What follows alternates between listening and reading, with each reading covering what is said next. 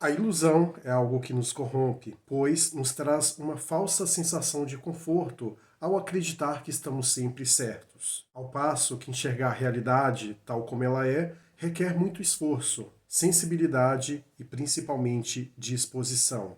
Mas afinal, o que se deve fazer para se livrar de fato das amarras proporcionadas pela ilusão? E como saber se estamos de fato enxergando a realidade? É sobre esse assunto que vamos conversar aqui. Então, vem comigo.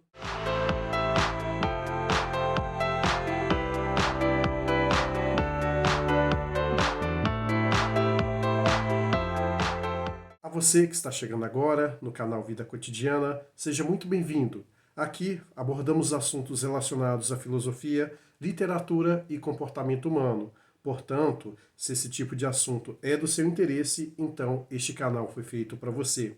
Clique aqui no botão inscrever e também ative as notificações para que você possa estar a par sobre todo e novo qualquer vídeo que surgir por aqui. Fato é que somos seres de vícios e virtudes. Quando falamos dos vícios em si, muitas pessoas podem até fazer uma associação com vícios em drogas, bebidas, cigarros. Só que na realidade, o vício é toda aquela situação condicionante que faz com que você tenha atitudes errantes que levem você ao caminho da perdição, que fazem com que você esteja próximo aos extremos e, consequentemente, esteja à beira de um precipício.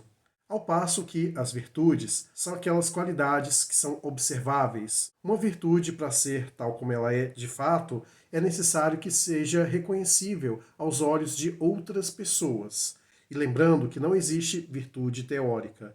Toda virtude requer uma atitude prática que a demonstre como tal, e, consequentemente, outras pessoas observando-a como algo positivo, que se pode dizer que alguém é detentor da virtude de fato. E tendo em vista essa definição, é muito comum que o ser humano, devido ao fato de ser condicionado a buscar sempre conforto, ele esteja mais inclinado aos vícios do que às virtudes propriamente ditas. Porque o cérebro humano, apesar de ser uma máquina altamente potente e inteligente, podemos dizer de uma maneira até bem humorada de que ele tem um defeito de fábrica, que é impossível realmente consertarmos. Porém, podemos reprogramá-lo de modo tal que as coisas possam ser feitas de modo mais prático e, consequentemente, as virtudes possam falar mais alto do que os vícios propriamente ditos. E com base nesse entendimento, essa introdução básica que eu fiz questão de aqui trazer é que podemos falar, a partir daí, como que surge a filosofia de Platão. Como muitos aqui já devem ter ouvido falar nele, foi um grande filósofo grego. Ele foi um discípulo de Sócrates, aquele homem que ousou questionar tudo, que fez questão de romper com os mitos ali existentes e quis trazer o pensamento crítico à tona, para que assim as ilusões pudessem ser destruídas. E lembrando que Platão ele gostava muito de afirmar sobre a questão de sabermos diferenciar os vícios das virtudes. E ele, por ter sido um discípulo ferrenho de Sócrates, ele costumava fazer algumas homenagens ao seu mestre no que se refere a trazer a sua filosofia através de algumas alegorias. E uma das mais conhecidas dele, se não a maior, é a alegoria da caverna, ou como muitos preferem chamar, a caverna de Platão. E essa alegoria está presente no livro chamado A República. De maneira bem resumida, a alegoria da caverna é uma espécie de conto em que o Platão ele quer expor as duas formas de se enxergar o mundo, observando através do mundo sensível e também através do mundo inteligível. O mundo sensível é aquele em que os nossos sentidos são capazes de perceber. Logo, podemos, a partir daí, entender que o empirismo ele se faz presente para ser um auxiliar no que se refere à descoberta do mundo, ao menos de maneira aparente. E no mundo inteligível, você passa a ter um entendimento racional das coisas, elevando toda e qualquer situação que você está aparentemente vendo através da ótica sensível ao crivo da razão. E quando você avalia tudo aquilo que os seus sentidos estão naquele momento te entregando de informação e você passa a ter um discernimento crítico sobre ele, você passa realmente a enxergar as coisas de maneira verdadeira. Ao passo que, quando você enxerga o mundo somente pela ótica sensível, você passa a ser um refém daquilo que os seus sentidos estão num primeiro momento lhe trazendo. E como sabemos, os sentidos não são tão confiáveis assim. As ilusões de ótica nos fazem enxergar coisas que não existem. Às vezes, um odor faz a gente acreditar que tem alguma coisa ali presente no ambiente, quando vai ver é uma outra totalmente diferente. Ou de repente você ouve um ruído, de repente, de um trovão, acreditando assim que está começando a chover, mas quando você vai de fato entender o que está acontecendo, aquele ruído pode ser alguma outra coisa. E assim sucessivamente. Exemplos não faltam para afirmarmos que nem sempre os nossos sentidos eles estão corretos. Por isso que a razão se faz necessário também para que você possa ter um entendimento razoável sobre as coisas. E nessa alegoria acontece uma situação similar a essa explicação que aqui eu trouxe. E ela consiste da seguinte forma: é uma caverna onde tem algumas pessoas que estão acorrentadas, impossibilitadas assim de poderem ver o que está lá fora. O que está presente ali é que essas pessoas, esses prisioneiros, estão observando através da parede a sombra de várias coisas que estão passando ao seu redor, sejam animais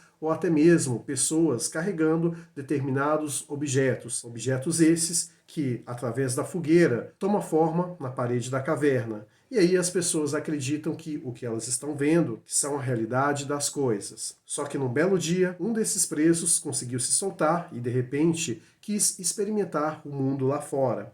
Começou a andar de modo tal que pudesse sair da caverna e, devido ao fato de estar aprisionado ali naquela caverna escura, aos poucos ele teve dificuldade de enxergar as coisas que estão fora da caverna, uma vez que a claridade do sol fez com que essa pessoa tivesse uma cegueira temporária. Porém, a partir do momento em que a sua visão foi se adaptando ao mundo externo, ele começou a enxergar as coisas verdadeiramente. Conseguiu assim observar o sol, as árvores ao seu redor e tudo aquilo que compõe aquele ambiente fora da caverna. E nisso, animado com as coisas que ele viu, ele quis voltar para a caverna para contar para os seus colegas, que até então ainda estão aprisionados, o que lá fora ele conseguiu enxergar. Porém, ao voltar, os seus colegas acorrentados começaram a taxá-lo como louco. Disse que na realidade as coisas são aquilo que estão sendo expostas ali na parede da caverna. E essas pessoas não quiseram nem mesmo ouvir o que ele tinha mais a dizer. E nisso, dentre aqueles prisioneiros, sempre tinha um eleito como líder, que era capaz de guiá-los ali nesse mundo de ilusão do qual estavam presenciando. E nisso, esse líder também colaborou para que a pessoa que saiu para fora da caverna pudesse ser silenciada. E quando falamos sobre essa alegoria, é possível de fazermos vários links com a realidade. Às vezes, nós estamos tão fechados naquele mundo que criamos para nós mesmos que nos impede de enxergar a realidade das coisas. Estamos tão acostumados, tão inclinados a seguir o vício do comodismo que, por vezes, deixamos de enxergar o que está por fora da caverna do qual estamos inseridos. E nisso, por mais que alguém esteja desperto e queira nos contar o que tem fora da nossa bolha, muitas das vezes nós ficamos resistentes com relação àquilo e passamos a taxar aquela outra pessoa de louca, de insensível ou coisas do tipo. Aposto que você já se identificou com situação similar. Essa alegoria da caverna, por mais que exista há aproximadamente mais de 2.500 anos, ela está tão atual nos dias de hoje que nem parece que foi escrita há tanto tempo atrás assim. E como eu sempre gosto de convidá-los a refletir sobre as coisas ao redor, com certeza, se você for parar para analisar a sua vida, observará que em diversos momentos esteve acorrentado, tal como estes personagens da alegoria. E uma forma de podermos enxergar além da caverna é praticarmos, primeiramente, a questão do desapego. E o desapego inclui o fato de acreditarmos que não somos donos da verdade e que tudo que hoje nós acreditamos pode ser sim submetido ao crivo do raciocínio, pode ser colocado a fogo, avaliar se de fato procede como realidade ou não, dentre outras coisas mais. E para isso é necessário que tenhamos humildade para reconhecer que somos seres falhos e que, apesar de termos muitas das vezes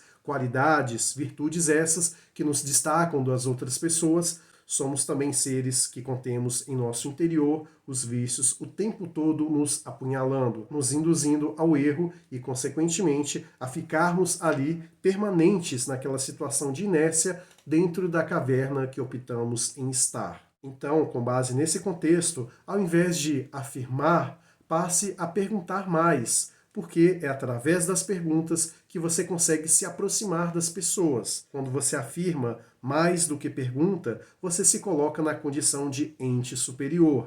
E com isso, a humildade fica em segundo plano e você passa a não considerar as coisas ao seu redor como possíveis de serem tidas como realidade. Nem que sejam realidades temporárias, mas sempre é importante você confrontar as suas crenças. Se não fizermos isso, tenderemos a ser pessoas que nos afundaremos cada vez mais nos vícios e, como consequência disso, não conseguiremos enxergar nem mesmo um palmo à nossa frente. Chegamos aqui na reta final do vídeo e quero muito ler a sua opinião aqui na seção de comentários. Você já ouviu falar anteriormente sobre essa alegoria da caverna? O que você fez para se libertar da caverna e, consequentemente, poder enxergar o sol e tudo aquilo que está fora dela?